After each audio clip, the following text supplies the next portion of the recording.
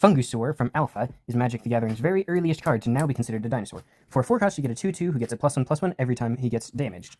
Now, he looks weird. He does not look like a dinosaur to me. I don't know about you, but for this weird, smushed face, these eyes just sticking out of the skull, the mushrooms are okay.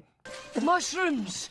And the legs are, well, it's a little hard to see. What we see here, though, in the flavor text, is that whenever they get hurt, they can grow, regenerate. They take to heart the philosophy that whatever doesn't kill you makes you stronger. It's been reprinted a few times since then, first with its original art, but with a little tweaking to its rules, such that at the end of turn is when you receive it, your counter, so that you only get 1 counter each turn. It was reprinted again with new art under these same rules, this one looking much more like a deranged lizard being controlled by the mushrooms. And then finally, thanks to some help from Mark Rosewater, we have this reprinting, referencing the original, looking a little more dinosaur-like on the legs, and with the abilities returning to its original form. On another card, however, we see a familiar face, the Jothel Worm, not a dinosaur.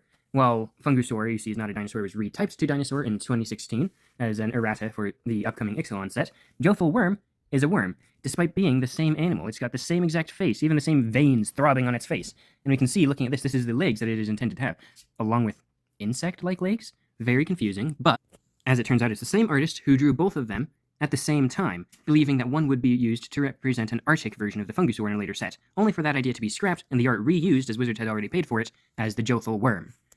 Now, we have the Siegehorn Ceratops. Same thing as the Fungusaur, except it is better. For just a 2 cost, you get a 2/2, who gets 2 +1/+1 counters on it whenever he is damaged.